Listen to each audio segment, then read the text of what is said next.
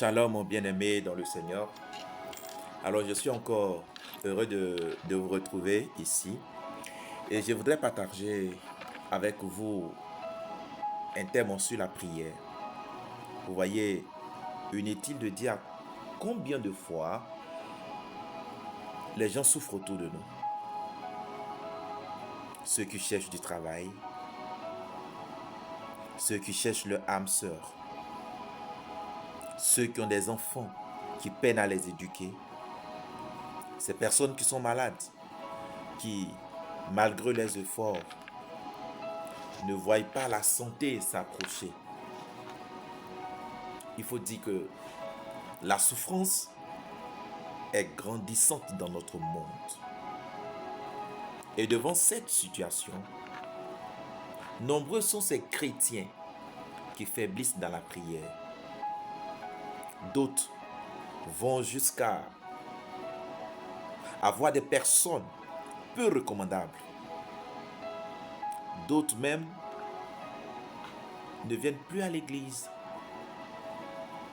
Nous avons oublié qu'en Matthieu 11, verset 28, le Seigneur Jésus nous dit: venez à moi, vous tous qui êtes fatigués et chargés, et moi je vous donnerai le repos.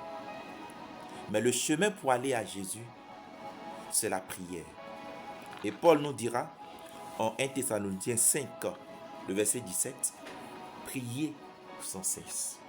Mon frère, ma soeur, je veux juste te dire que ta situation ne va pas changer à force de pleurer, à force de te lamenter, à force de te plaindre, à force d'aller voir tes amis et les raconter ce que tu vis.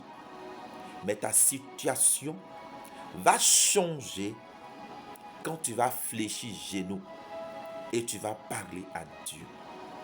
Le Seigneur nous dit: priez, priez, veillez et priez afin de ne pas tomber en tentation. Regardez, à la veille de la passion de Christ, il sentait la tristesse en lui-même. Et lui-même, il a dit: mon âme est triste en à mourir. Mais qu'est-ce qu'il a fait? Il s'est retiré à Gethsémani avec ses disciples. Oui, il priait. Il allait prier une première fois. Il est revenu, il les a trouvés endormis. Il dit: vous n'avez pas pu prier avec moi une heure? Il est reparti prier. Il est revenu encore, il dormait. Comme il a vu que leurs yeux étaient lourds de sommeil, il ne les a pas réveillés. Une troisième fois encore, il est reparti pour aller prier. La force du chrétien, c'est la prière. Les grandes victoires, on les obtient en étant à genoux. Je vais donc te demander, mon frère, ma soeur, de fléchir genoux et de prier ton Dieu. Mets-toi à genoux et prie ton Dieu. Tu pries combien de temps? Tu consacres combien de temps à la prière? À peine tu pries 5 minutes, tu es fatigué. Mais ton ennemi, il danse toute la nuit derrière ta maison. Tu pries 1 heure, tu es fatigué. Ton ennemi, il danse toutes les nuits. Quand il est minuit, jusqu'à 5 heures, il est derrière ta maison, il est dans sa confrérie, il est dans son bois sacré, en train de danser. Celui qui te combat, toute la nuit, il est peut-être nu sur le carrefour. Quand il voit quelqu'un venir, il va se cacher. Quand ce dernier quitte là, il revient sur le carrefour là, pour faire ses incantations, pendant que toi tu dors. Pendant que tu dors, tu veux remporter la victoire? Tu veux changer ta situation? Veille un peu. Depuis que tu es né, tu dors. Ça change quoi dans ta vie? Veille un peu et prie un peu. Veille un peu et prie. Si je priais 5 minutes, je dois passer à 1 heure.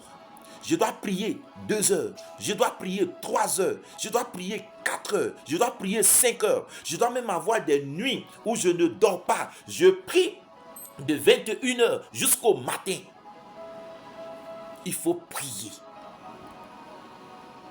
Il faut prier. Les hommes qui ont marqué leur temps, qui ont marqué leur génération, quand nous lisons la Bible, tous ceux qui ont eu de l'impact, ou les hommes de Dieu, quand nous lisons les témoignages, qui ont eu de l'impact, ils sont tous des hommes et des femmes de prière. Je voudrais donc t'inviter, mon frère, ma soeur, à faire de la prière ta nourriture quotidienne. Beaucoup ont trouvé des arguments pour ne pas jeûner. Oui, je suis malade, ceci, j'ai cela, j'ai ceci pour ne pas jeûner. Mais tu manges, tu manges, tu manges. Ça change quoi dans ta vie? Est-ce que ta condition a changé? Mais si tu fais la même chose, que rien ne... Il faut changer un peu. Jeûne, prie, cherche la face du Seigneur. C'est en étant dans la présence du Seigneur que ta situation va changer. D'ici là, je prie que Dieu te fortifie, qu'il te bénisse. Si tu es malade, qu'il t'apporte la guérison. Tu cherches un travail, qu'il ouvre pour toi les portes de l'emploi.